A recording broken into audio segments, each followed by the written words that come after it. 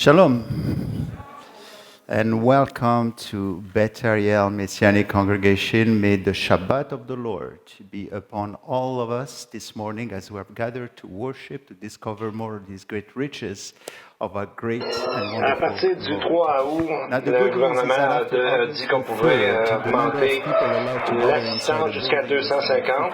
Attendez un petit peu. Mais il est toujours requis de se garder une distance de 1,5 mètre. Et à cause de la grandeur de l'Assemblée, on pourrait ajouter encore 10 personnes et j'ai hâte de pouvoir ajouter plusieurs personnes encore et ensemble pour adorer notre Dieu. Comme est notre tradition, nous allons commencer par une prière pour nos enfants, pour prier pour leur protection, pour leur bien-être. Et comme parents, c'est toujours intéressant et réconfortant de savoir que Jésus a dit, Matthieu 19, « Laissez les petits-enfants venir à moi. » Et comme ils venaient à lui, il leur imposa les mains pour les bénir. Et si vous avez des enfants autour de vous, amenez-les autour de vous, imposez-leur les mains et priez pour eux avec nous. Père Céleste, crée en eux un cœur pur pour nos enfants, où Dieu renouvelle en eux un esprit bien disposé. Comme Moïse a prié, que nos fils et nos filles te suivent et qu'ils te craignent et observent tes commandements et obéissent à ta voix, qu'ils te servent et s'attachent à toi. Que nos enfants soient forts et courageux et non apeurés et effrayés, car l'Éternel lui-même marche devant eux. Il ne les délaissera jamais, ne les abandonnera jamais. Salomon lui a prié que nos enfants marchent devant toi comme a marché David, avec droiture et sincérité de cœur, faisant tout ce que tu lui avais demandé et d'observer ta parole. Et qu'ils soient comme des Timothée, des exemples en parole, en conduite, en amour, en foi et en pureté. Nous te les présentons, Seigneur, pour que tu les bénisses abondamment et les gardes près de toi. Au nom du Seigneur Jésus, notre Messie. Amen.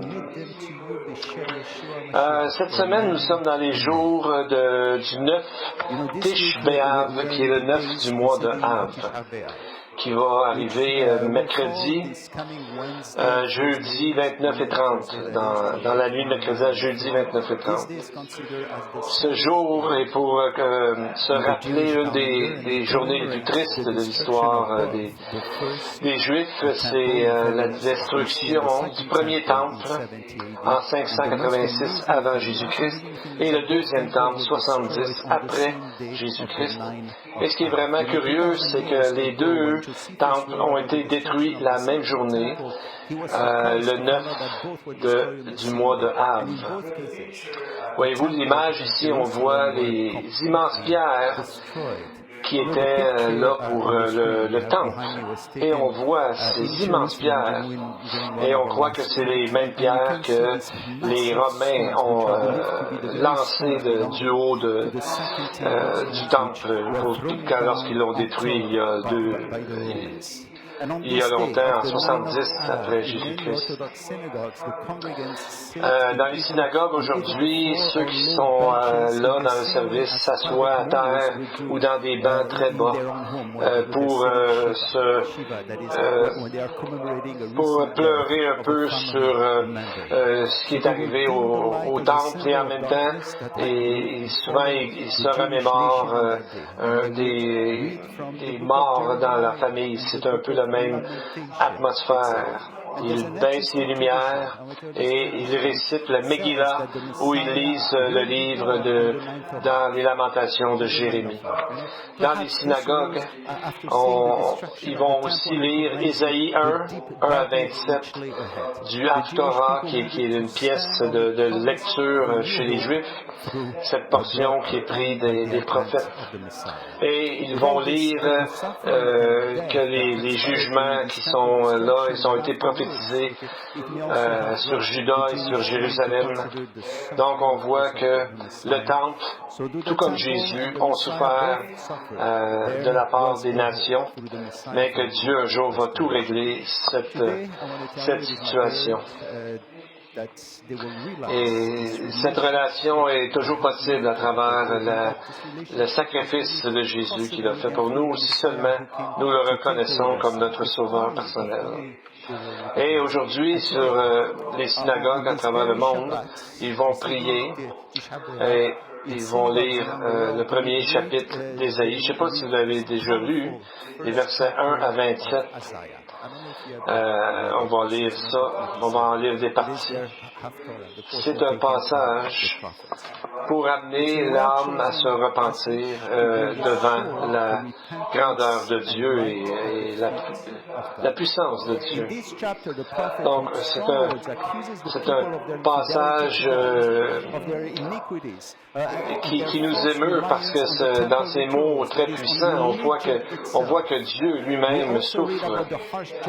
Et on voit que ce message commence exactement tout début d'Ésaïe, comme pour montrer qu'Israël avait atteint un point comme de non-retour et d'urgence. Et on voit que dès le début, Dieu leur parle de façon assez directe. Je vous le dis, lisez-le, c'est un passage émouvant, mais c'est un message puissant pour voir comment que Dieu lui-même souffre de tous ses péchés, de tout ça, pas avec un esprit de revanche, mais avec un esprit de grâce. Et on voit que Dieu est en train de souffrir de tous ses péchés du peuple.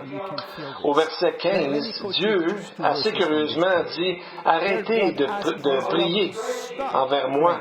Il dit au verset 15, « Quand vous étendez vos mains, je détourne de vous mes yeux.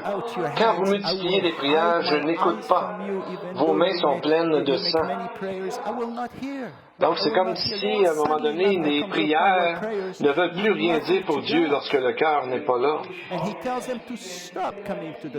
C'est comme Dieu dit, je ne peux pas endurer vos sabbats encore. Il y a trop de péchés, vous n'avez pas réglé avec moi vos péchés. Il dit au verset 13, cessez d'apporter les vaines offrandes. J'ai en horreur l'encens, les nouvelles lunes, les sabbats et les assemblées. Je ne peux pas voir le crime s'associer aux fêtes solennelles. Donc, on voit que, à travers une relation avec une religion, ils croyaient que Dieu était automatiquement de leur côté. Mais ce n'est pas le cas. Il faut retourner à Dieu pour demander son pardon et rétablir la relation avec lui. C'est un cœur repentant qui doit amener les prières devant Dieu et c'est comme ça que Dieu va nous entendre. Ce chapitre, en le lisant, devrait nous montrer comment Dieu a soif d'avoir une communion avec nous. On va tourner nos Bibles dans le grand chapitre Zacharie 14, le dernier chapitre. On arrive déjà au 25e message de ce prophète qui est tout sauf un prophète mineur, comme on les a appelés. Et lorsqu'on arrive, on voit, on a un goût sucré amer avec ces textes-là.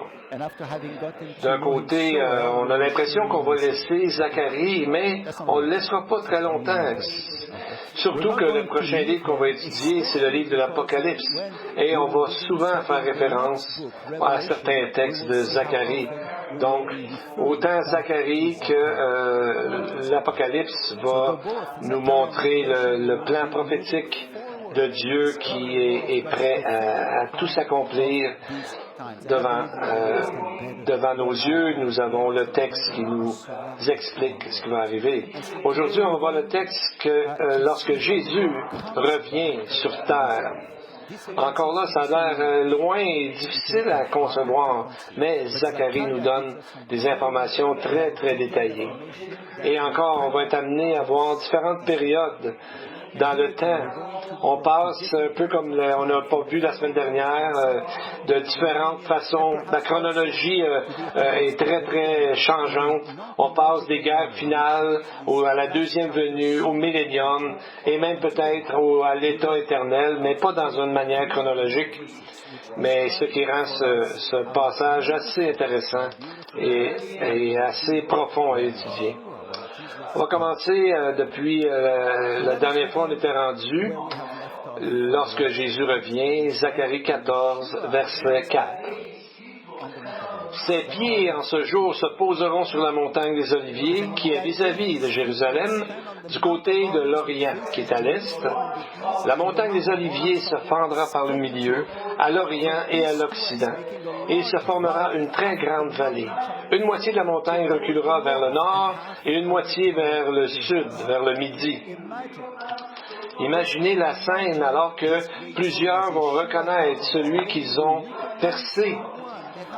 Ses pieds vont arriver sur le mont des Oliviers et va créer une immense vallée devant l'endroit où est la montagne du Temple et peut-être en ligne directe avec le Saint des Saints où est-ce qu'ils avaient l'habitude de sacrifier la vache rousse pour la purification.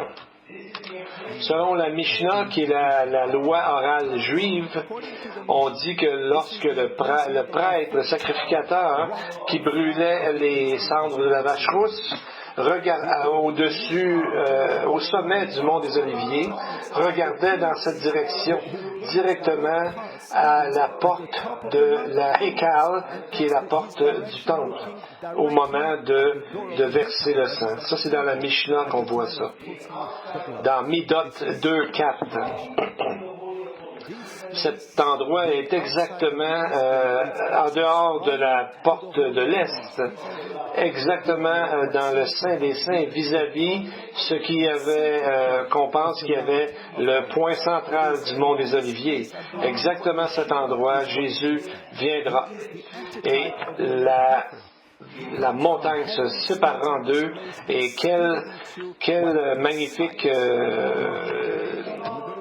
vue ce sera. Et nous serons là, vous savez, on va en parler plus tard. C'est exactement dans cette porte-là, la même porte que David est entré dans Jérusalem quand il est revenu après que le peuple se soit révolté contre lui avec son fils Absalom. Et selon la tradition, ils ont chanté le Hallel, les chants messianiques du psaume 118 en montant vers le temple. Ils lisaient ça. Et c'est ce que Jésus a dit dans Matthieu 21:9.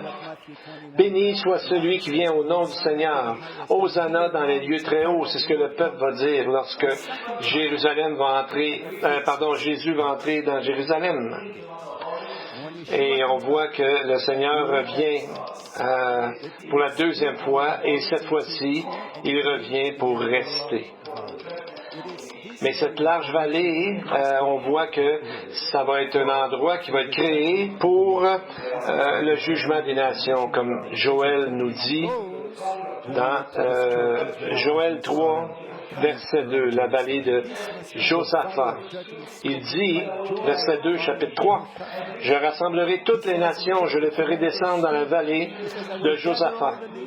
Là, j'entrerai en jugement avec elles au sujet de mon peuple, Israël, mon héritage, qu'elles ont dispersé parmi les nations, et au sujet de mon pays, qu'elles se sont partagées. » Donc, on voit Joël nous amène exactement au moment et à l'endroit que nous sommes présentement dans notre texte, Zacharie 14, 4. Ça, c'est la vallée de Jéhoshaphat en hébreu, qui veut dire la vallée du jugement du Seigneur. Dans l'histoire, personne ne peut trouver cet endroit parce que ça n'existe pas présentement jusqu'à ce que le jour que Zacharie nous décrit, quand le Messie va revenir. Cette vallée sera créée à ce moment-là. Et regardez dans le texte qu'on a lu, il dit au sujet de mon peuple. C'est exactement un parallèle avec ce qui a été prophétisé par Jésus dans Matthieu 25, qui nous parle des guerres finales, juste après les guerres finales de la tribulation. Il dit, le texte, verset 31 de Matthieu 25, « Lorsque le Fils de l'homme viendra dans sa gloire, et tous ses saints anges avec lui, et alors il s'assiera sur le trône de sa gloire. » Ensuite, il est dit, toutes les nations seront assemblées devant lui. Il séparera les uns d'avec les autres, comme le berger sépare les brebis d'avec les boucs. Donc, on voit qu'il va créer une vallée pour le jugement des nations de la façon qu'ils ont traité Israël. C'est une partie du jugement qui sera là sera basée là-dessus. C'est à cet endroit-là.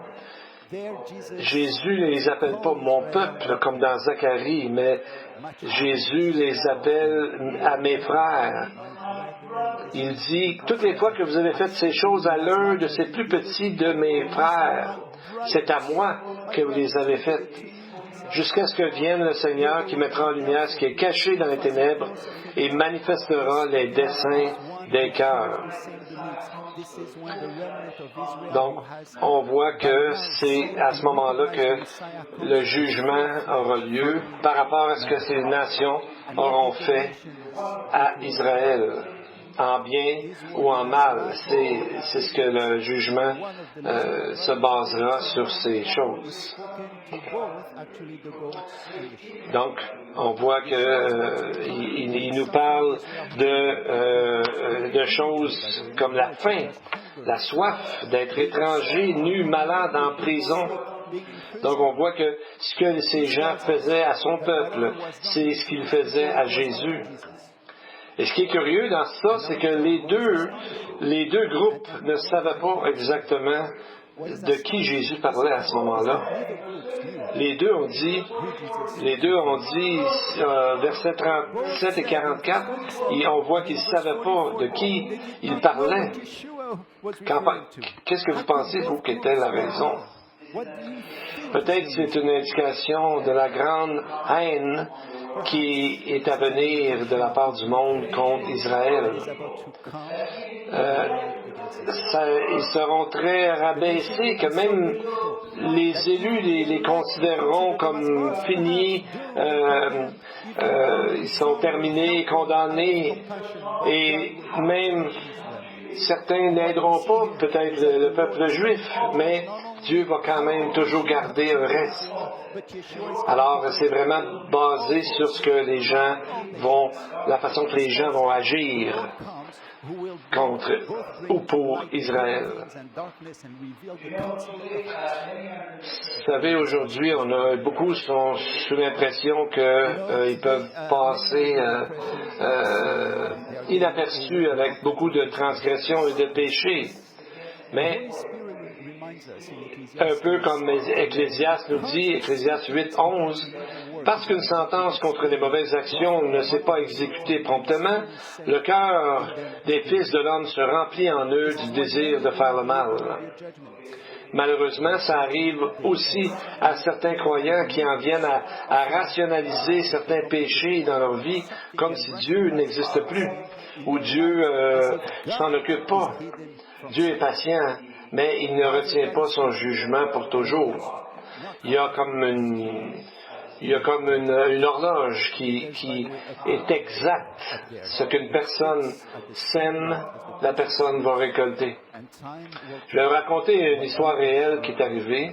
En 2006, dans la ville de Des Moines, aux États-Unis, en Iowa, il y a une femme quand même assez jeune, 36 ans, elle s'appelait Kimberly Du, qui a envoyé une lettre aux autorités.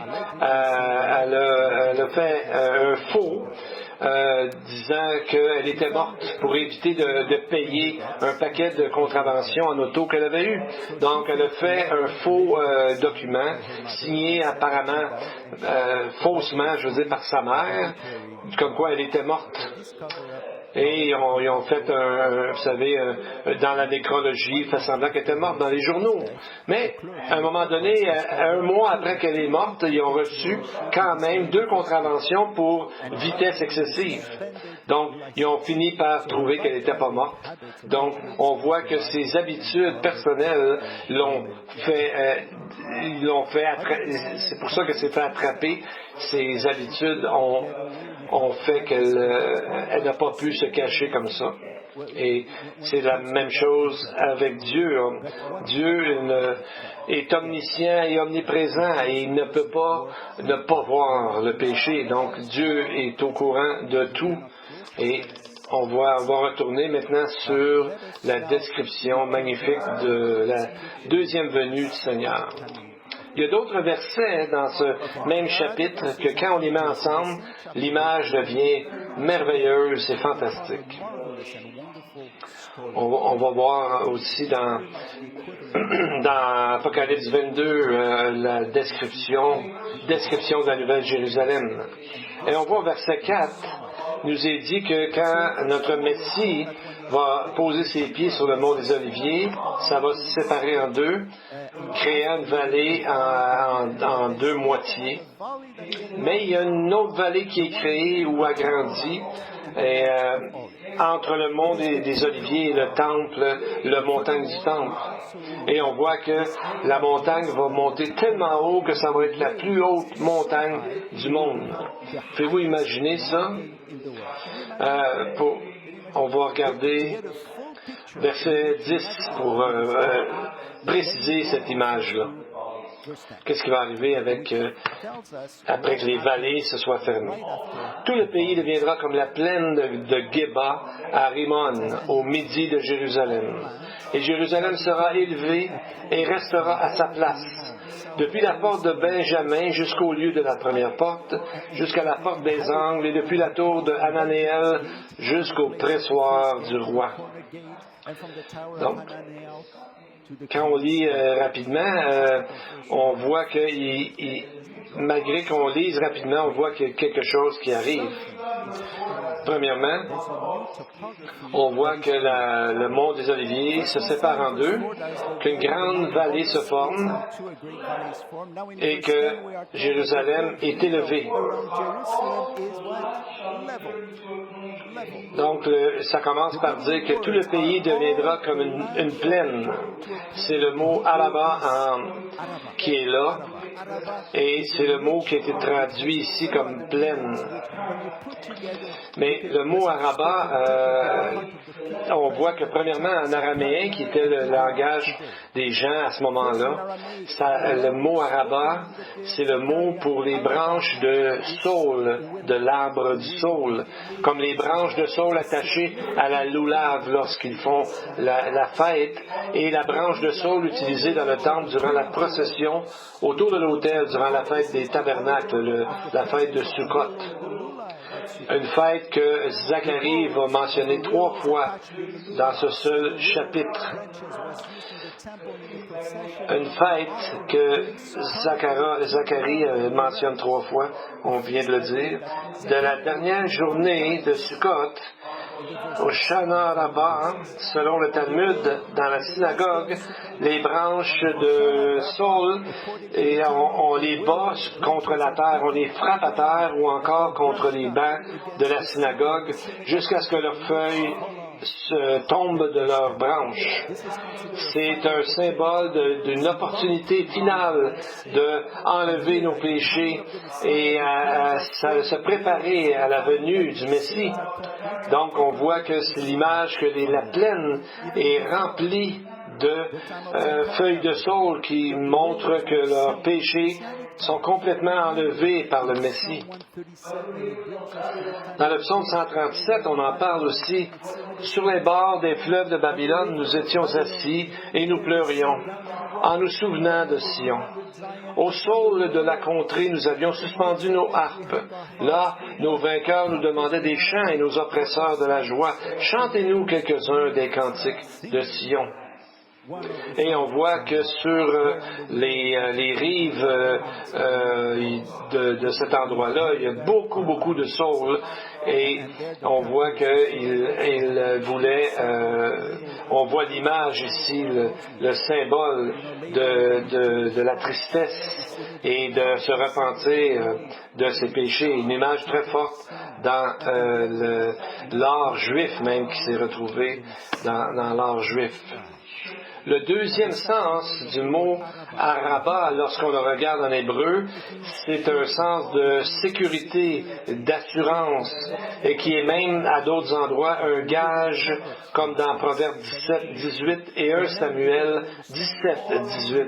C'est curieux, les mêmes chapitres et versets pour ce même mot, mais on voit que il y aura l'ouverture du mont des Oliviers qui va faire que Jérusalem sera l'endroit où Dieu va habiter.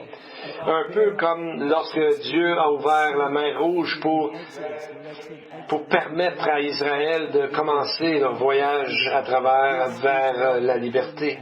Et on voit aussi dans les textes que le pays sera purgé de toutes ses idoles. Et alors Dieu sera un, unique, Echad, au-dessus finalement, et pour toute la terre. Tout le monde aura la même religion. Tout le monde aura Jésus comme Dieu à ce moment-là. Mais il y a quelque chose au sujet de Jérusalem qui nous dit que ça nous aide à éclairer d'autres prophéties qui sont là. Jérusalem sera élevée. On le voit dans plusieurs autres textes. Donc ici, on voit un mot assez spécial qui est le mot élevé. En hébreu, c'est raham, qui veut dire d'être élevé, de se porter vers l'avant, vers les hauteurs. Ça peut venir de la racine du mot rum, qui veut dire exalté, amené très haut, comme on voit dans les proverbes. Et dans la description du Messie dans Ésaïe 52, 13. Et on voit que ça sera une grande montagne, et non seulement ça, mais qu'elle s'élèvera la plus haute de tout le monde. Ésaïe 2, 2 à 4. Il arrivera dans la suite des temps que la montagne de la maison de l'Éternel sera fondée sur le sommet des montagnes, qu'elle s'élèvera par-dessus les collines et que toutes les nations y afflueront. Des peuples s'y rendront en foule et diront, venez et montons à la montagne de l'Éternel, à la maison du Dieu de Jacob, afin qu'il nous enseigne ses voies et que nous marchions dans ses sentiers, car de Sion sortira la loi et de Jérusalem la parole de l'Éternel. On voit ici la montagne au-dessus des montagnes, exaltée au-dessus des collines. Imaginez-vous, c'est exactement ce que Ésaïe et Michée ont situé cette période au même moment que Zacharie. Et ils disent, il jugera les nations et réprimandera plusieurs peuples. Ils transformeront leurs épées en instruments de labour et leurs lances en des crochets de cueillette. Une nation ne combattra plus contre une autre nation et ils n'apprendront plus jamais la guerre. Ça sera un temps de jugement pour les nations, où est-ce qu'on le voit dans le texte qu'il les réprimandera et il amènera la paix sur la terre. Un autre sens qu'on peut voir à ce mot élevé, qui est trouvé dans le sens premier en araméen, c'est rehem, voyez-vous. C'est appelé de la même façon. Et ce mot décrit un bœuf sauvage avec des cornes et qui fait mal à tout le monde un peu partout, qui va à gauche et à droite. Et on dirait que c'est une façon de démontrer que tout à coup Jérusalem, très rapidement et dans un seul coup, est devenue très élevée, la plus élevée de toutes les montagnes, un peu comme l'image du bœuf qui tasse tout le monde finalement avec ses cornes, etc. Donc il y a une image intéressante à voir aussi dans ce sens en hébreu. Donc, c'est quelque chose d'intéressant que nous devons proclamer aux gens autour de nous qu'un jour, et Jérusalem sera élevée. C'est pas la seule chose que Zacharie nous parle à propos des changements qui vont arriver en Israël. On va aller voir un verset merveilleux, verset 8. Exactement devant nos yeux. Regardez bien la beauté de ce verset. En ce jour-là, des eaux vives sortiront de Jérusalem et couleront moitié vers la mer orientale, moitié vers la mer occidentale. Il y en sera ainsi en été et en hiver. Alors, pensez-y un moment parce que c'est la vraie chose. À partir de la plus haute montagne du monde va descendre une rivière d'eau avec des chutes douces et gentilles et qui vont, gentilles, c'est une façon de parler pour des chutes, mais des chutes qui vont calmer, qui vont faire du bien, qui vont amener des eaux de guérison, quelque chose qui n'a jamais été vu avant. Donc, on voit qu'à cet endroit, la vallée de Kidron, on parle du mont des Olives qui va être du nord au sud. Cette vallée existe déjà, qui s'appelle la vallée du Cédron, qui vient exactement à la porte est de Jérusalem. Si vous regardez sur la carte de l'est jusqu'à la mer Morte, vous voyez la mer Morte ici. Donc, son nom sera changé de la mer Morte, dans le fond, on pourrait l'appeler la mer de la vie, parce que toute l'eau qui va aller là pourra guérir, pourra fleurir à nouveau dans la vraie paix et réalité. Cette vallée est dans le cœur, amène de la nostalgie dans le cœur des Juifs, parce qu'ils savaient l'importance de cet endroit-là, de cette vallée du Kédron, du Cédron. Il nous est dit dans 2 Samuel 15 que David s'est enfui de Jérusalem et qui a passé à travers la vallée de Kidron durant la rébellion d'Absalom, son fils. Verset 23 nous est dit: toute la contrée était en larmes et l'on poussait de grands cris au passage de tout le peuple. Le roi passa le torrent de Cédron et tout le peuple passa vis-à-vis du chemin qui mène au désert. Au moment où on regarde ce verset, on voit des pleurs, on voit que David pleure et tout le peuple d'Israël, comme si leur espérance messianique était tombée en morceaux. Et quand on compare le retour de David qui passe par la même porte, et quand on considère que c'est par la même porte que viendra la même porte, il y a une chanson messianique qui dit « Béni soit celui qui vient au nom du Seigneur ». C'est à ce moment-là qui arrivera dans la vallée de Cédron que est spécifiquement mentionné qu'il arrivera.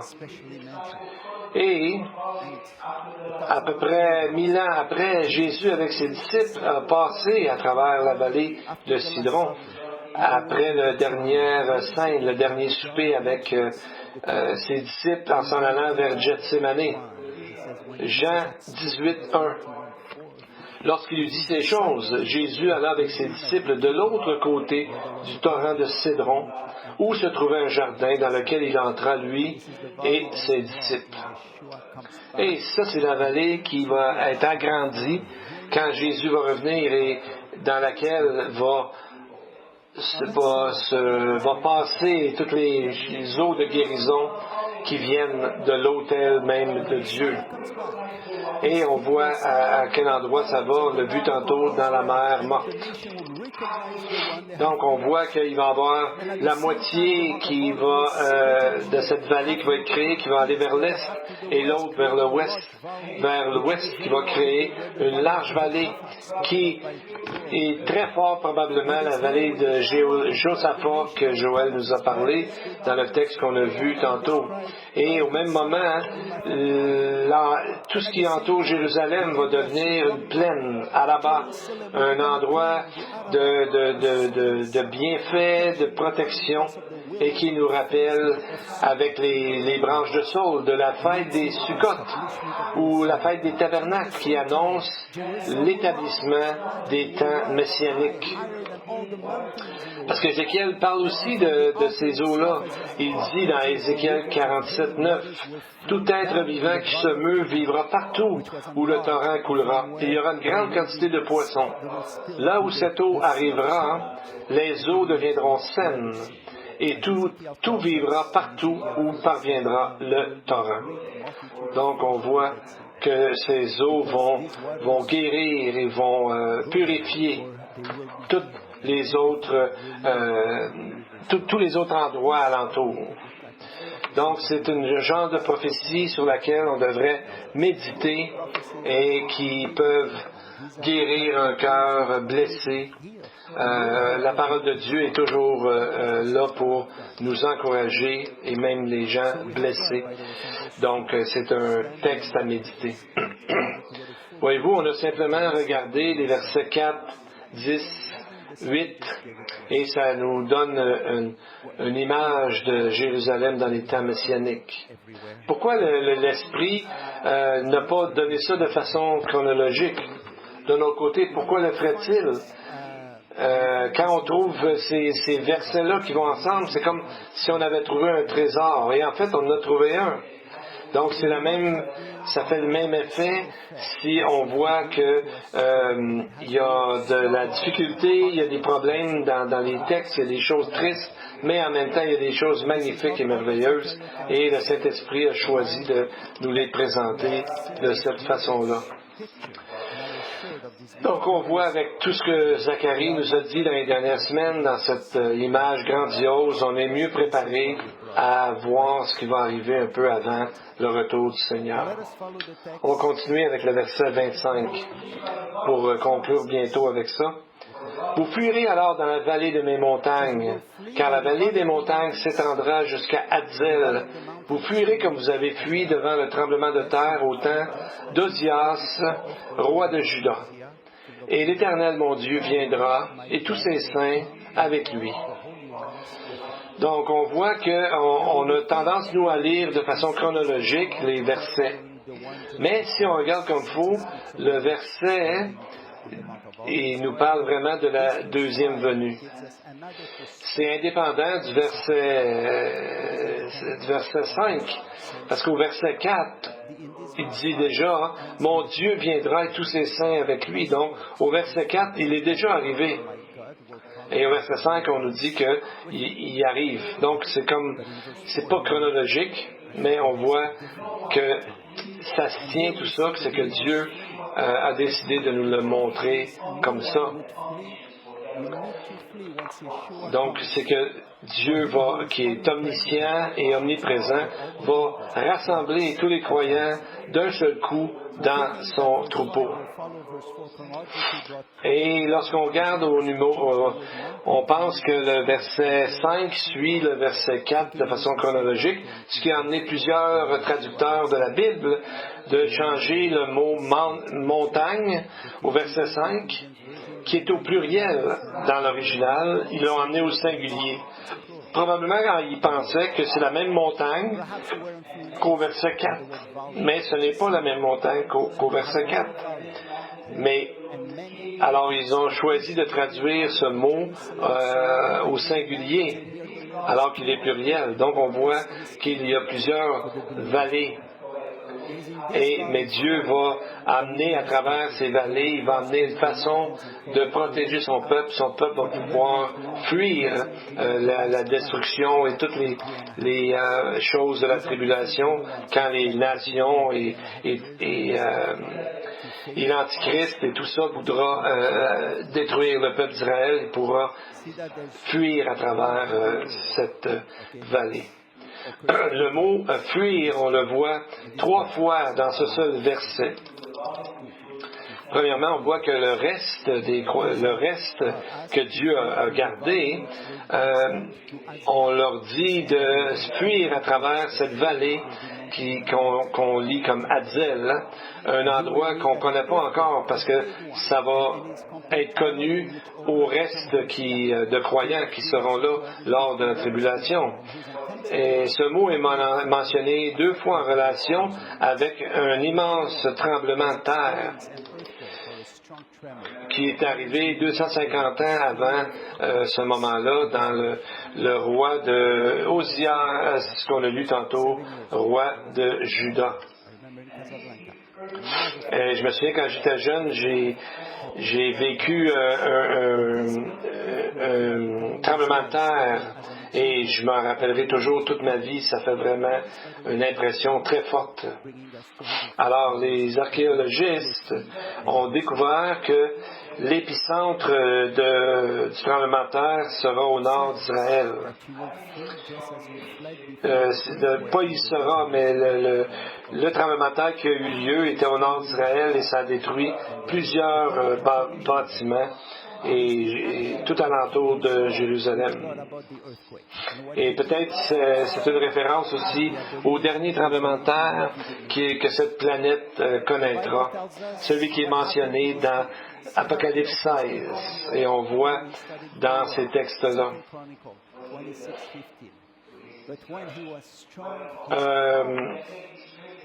Il voit que il s'est élevé, il s'est cru très orgueilleux qui a amené sa destruction. Parce que quand il y aura beaucoup de cataclysmes, les gens, au lieu de se tourner vers Dieu, vont blasphémer.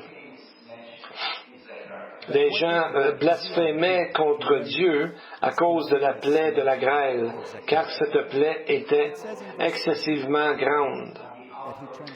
On voit que ce qui est arrivé à Osias a amené de brûler de l'encens dans le temple, ce qui a amené quelque chose qui ressemble beaucoup à l'abomination de la désolation dont d'autres textes nous parlent. On voit que Joseph, l'historien, nous décrit ce moment. Il nous dit, le roi Osia a mis le vêtement du sacrificateur, ce vêtement saint du sacrificateur, et est allé dans le temple pour offrir de l'encens à Dieu sur l'autel d'or. Et Joseph ajoute que les sacrificateurs lui ont dit qu'il n'a pas l'autorité de faire ça, c'est pas au roi de faire ça. Et on voit que ça a dû arriver au jour du pardon, au Yom Kippour, lorsque le souverain sacrificateur entrait dans la pièce avec le sang qui venait de l'autel du sacrifice. Et ce qu'on apprend ici, c'est que Osias est allé lui-même apporter ce sang-là, et c'est alors qu'il a été frappé par Dieu de la lèpre. Ça ressemble beaucoup au texte de Paul dans 2 Thessaloniciens 2,4, lorsqu'il parle de l'adversaire qui s'élève au-dessus de tout ce qu'on appelle Dieu ou de tout ce qu'on adore, jusqu'à même s'asseoir dans le temple de Dieu, se proclamant lui-même Dieu. Donc on voit que Osias a fait ça. Il devait se penser assez fort que peut-être qu'il pensait même qu'il était lui-même le Messie. Et exactement à ce moment, il a été frappé de lèpre. Les rabbins appellent ce mot tsara. Ce mot veut dire punir, maudire, parce qu'ils comprenaient que la lèpre était due à un péché grave. Ils voyaient une dimension spirituelle derrière ça. On va continuer à lire l'historien Joseph qui décrit cette légende de ce qui est arrivé. Pendant ce temps-là, durant le grand tremblement de terre qui a bougé toute la terre, et il y a eu une fissure qui a été faite dans le temple, et la lumière du soleil a passé à travers, est arrivée sur le visage du roi, et le roi, tout son corps est arrivé a eu la lèpre immédiatement. Et toute la montagne durant le tremblement a brisé de l'ouest et tout a commencé à rouler partout et ça a fait que tout a été détruit alentour du temple à cause de ce grand tremblement de terre. Alors c'est ce que le texte de Zacharie nous fait une référence pour nous montrer qu'il va y avoir un tremblement de terre énorme à ce moment-là. C'est mentionné dans Apocalypse 16. Il dit, spécialement pour les gens de la tribulation qui vont voir exactement cela arriver. Chapitre 16, verset 16 d'Apocalypse. Ils les rassemblèrent dans le lieu appelé en hébreu Armageddon. Le 7e versa sa coupe dans l'air. Et sortit du temple, du trône, une voix forte qui disait « C'est fait !»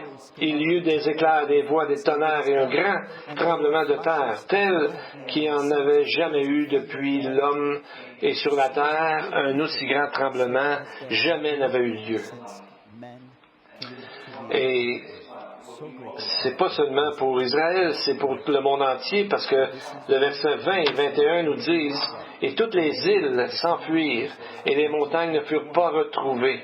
Une grosse grêle dont les grêlons pesaient 1 talent tomba du ciel sur les hommes. » Donc on voit comme on l'a dit tantôt, c'est un phénomène naturel que Dieu a fait arriver, mais les gens vont blâmer ça sur Dieu.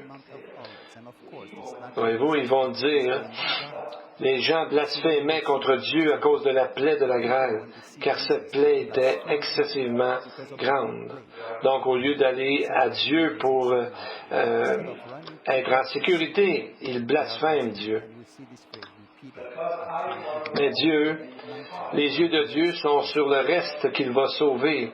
Et c'est pourquoi au verset 5 de Zacharie 14, il dit qu'il va créer, il va ouvrir, il va pourvoir une vallée de sortie, dans le fond, une façon de sortir, où est-ce qu'ils vont aller jusqu'à Hazel, ce mot veut dire, Hazel veut dire de protéger ou d'épargner. On emploie souvent ce mot-là pour ceux qui étaient, par exemple, exempts de taxes, ce mot Hazel. Donc Dieu va créer une vallée pour qu'ils puissent se sauver de cette abomination, de cette destruction de la part des nations. Jacques 2,13 nous dit que le jugement est sans miséricorde pour qui n'a pas fait miséricorde. La miséricorde triomphe du jugement. Donc la miséricorde est plus grande que le jugement. Et on voit cela à travers la grande vallée qui s'en va vers Hazel. Vous savez, les tremblements de terre, c'est pas quelque chose qui n'arrive pas souvent en Israël. On n'en parle pas souvent dans les nouvelles, mais Israël est situé sur une faille, un endroit qu'on appelle la vallée de la grande fissure. On voit sur le PowerPoint, sur la carte en avant, c'est une fissure qui est à peu près 4800 km ou 3000 milles entre la Syrie et le Mozambique, comme on voit sur la carte. En 2004, ils ont fait une recherche géologique de 3 ans et ils ont trouvé que l'endroit de Jérusalem qui est le plus à risque, c'est la montagne du Temple qui est basée sur des vieilles constructions, sur des vieilles ruines. Alors ils ont dit aux ceux qui bâtissent Jérusalem et les gens de la municipalité de renforcer les structures qui sont trop faibles. Donc on voit et on dit qu'ils ont découvert qu'il y a toujours un tremblement majeur à Jérusalem à chaque 80 ou 100 ans.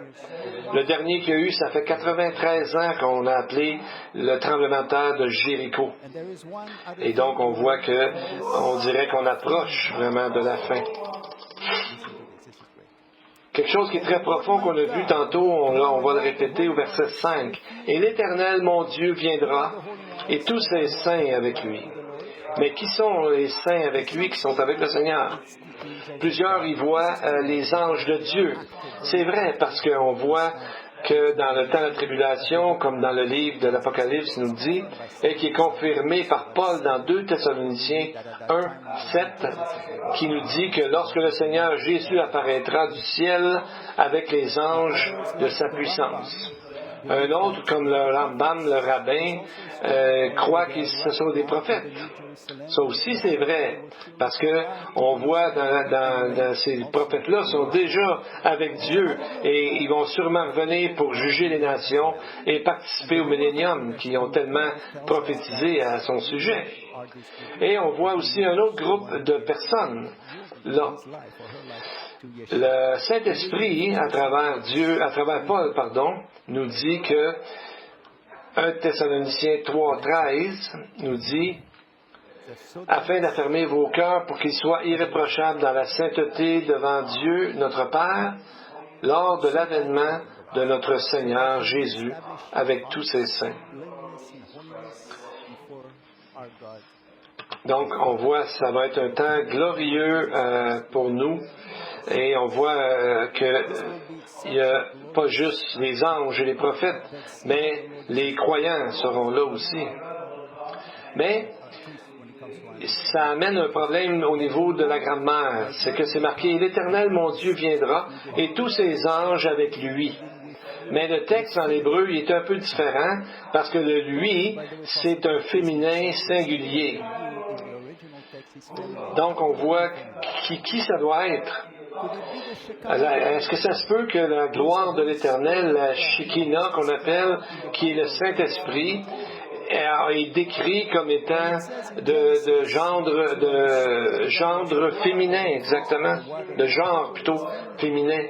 Exactement quand on voit dans Genèse 1-2, l'Esprit de Dieu se mouvait au-dessus des eaux, le Verbe se mouvait et dans une forme féminine en hébreu.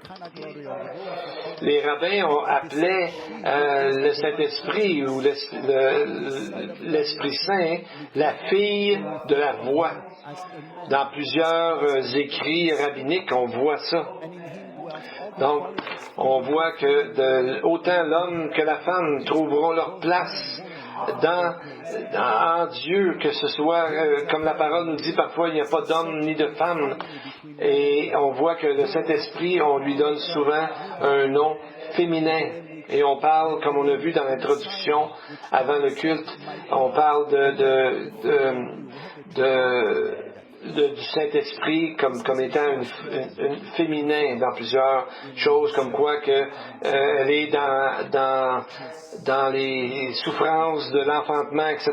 Donc il y a des images fortes de ce côté-là. Donc on voit que homme ou femme, notre Dieu comprend et connaît et englobe toutes ces différences-là.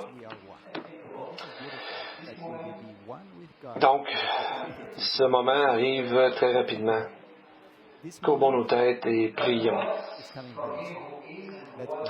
À lui qui est, qui était et qui vient, de Jésus notre Messie, qui est le témoin véritable, le premier-né d'entre les morts et le roi des rois de la terre.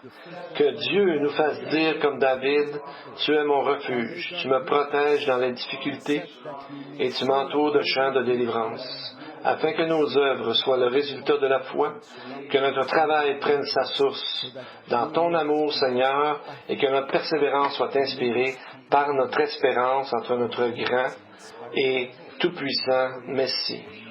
Que l'Éternel vous bénisse et vous garde, qu'il fasse briller son visage sur vous et soit gracieux envers vous.